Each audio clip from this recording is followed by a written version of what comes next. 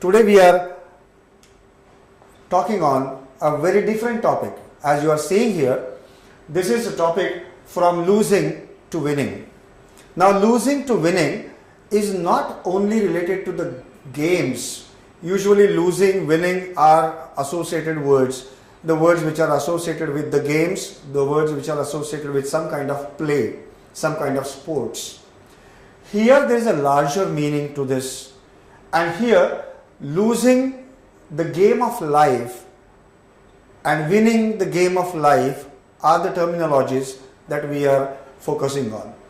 The endeavor of this lecture today is that we are trying to focus on certain aspects of human life in the day-to-day level, wherein we will try to identify what are the things that we are committing knowingly or unknowingly in our day-to-day lives, and what are the changes that we can make consciously by some training and making it a very subtle or subconscious level, whereby the game can be totally turned upon from losing level to the level of winning. And that is why this endeavor of this lecture, from losing to winning. Let's come down to the topic straight. Signs of losing the games of life. Now here the signs of losing the game of life is something where we are trying to understand what the losing game is actually like. When can we say that the game is being lost? I am using the words being lost. It is not yet lost. It is on the way of getting lost.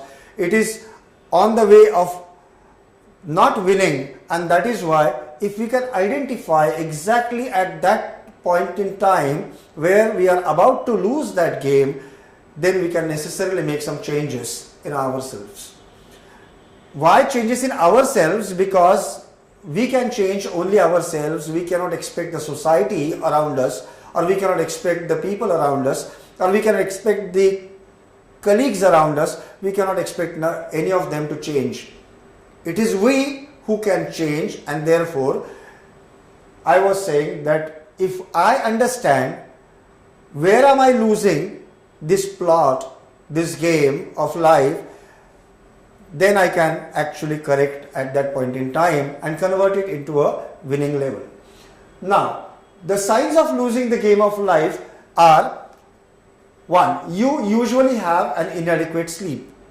Now, what points I am taking you through are not the whole or exhaustive list of points. These are quite indicative ones. There could be many more like this, but most of these are covered here so that you will at least have a fair idea what are the signs of losing the game of life. Now, you usually have an inadequate sleep is somewhere, see, sleeping times vary from person to person. I understand, and you also know it very well, that sleeping times change because of your schedule of the day, your schedule of your job, schedule of your work, schedule of your business, your personal schedules on the vacation day or the holidays. All these schedules make a different timing every time, but it is always advised that you should ideally sleep in and around the same time every day, and also get up in and around the same time every morning. But even then, this most of the times remains only in the theory. In our practical life, it doesn't happen so. So some plus and minus is something what is expected in everybody's life. That is fine. I'm absolutely okay with that. But when I say usually have an inadequate sleep, it means that your body requires somewhere around, say, 4 to 6 hours of sleep normally, but you feel that is still not normal, then probably you will try for 5 to 6 hours of sleep or 6 to 8 hours of sleep. One fine day you will be assured that okay, I can sleep for 6 to 7 hours, and then my body helps me in the whole day, supports me in the whole day for day-to-day activities that I am performing. If this figure of 6 to 7 hours, which is now crystallized, suddenly comes down to 4 hours. What will happen? You'll feel irritated, you'll feel headaches, you will not have concentration in your day-to-day work. Maybe you will commit some mistakes. Maybe because of irritation your anger will come up. Maybe your answers will not be very responsive. You will become reactive because of that.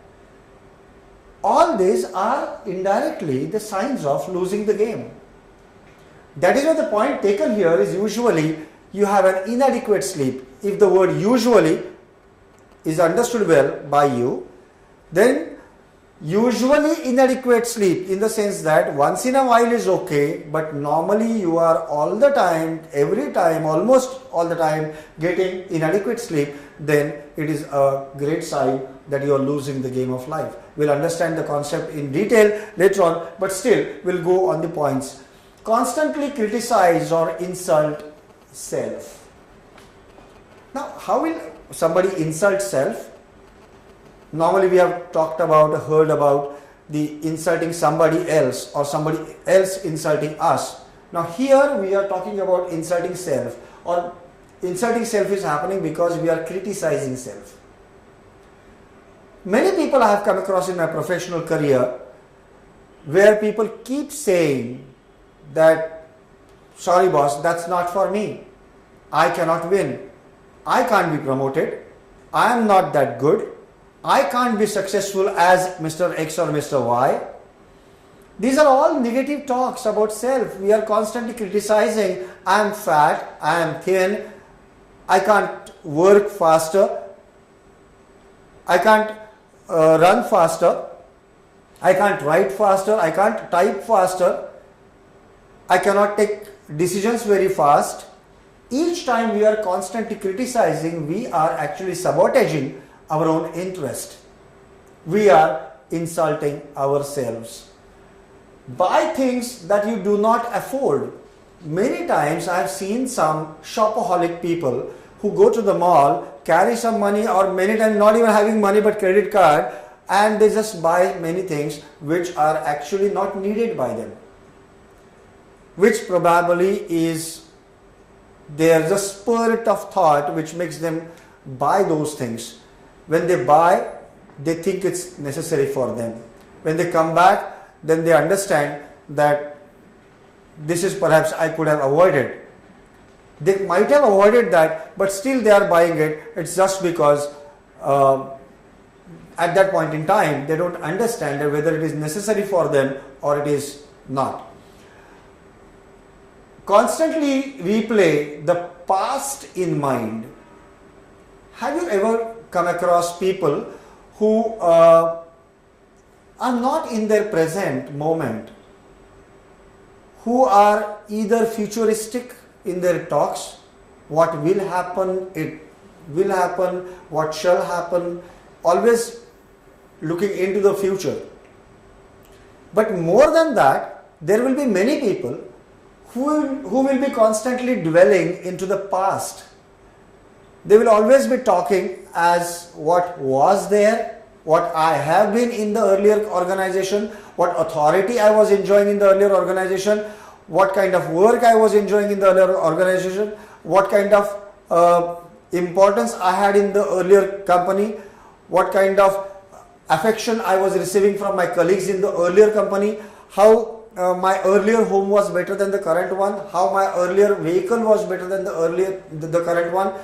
Always they are talking about the past things. They are never present in the present time. If this is happening, it means that perhaps you are looking back into your life so much so that you are losing the track of your present time. And that is something not advisable. Not good, because one who doesn't remain in the present, one who dwells all the time in the past or sometimes dwells only in the future, is not going to create anything worthwhile. Then not creating worthwhile also indicates that we are losing that game. We are not winning that game. Let's go to the next one. Next point says that constantly worry about the future. as just mentioned, that some people dwell in the future as well.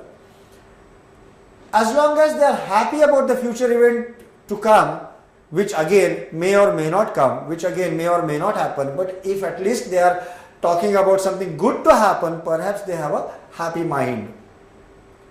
But if they are worrying about the future, if they are constantly worrying about the future, then they are losing the plot.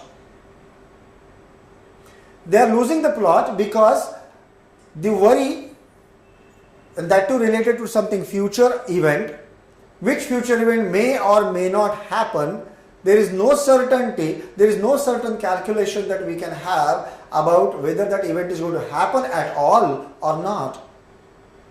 What is the use of worrying about that point in time, right now, about that future point? Put off vacations due to the work pressure. I have come across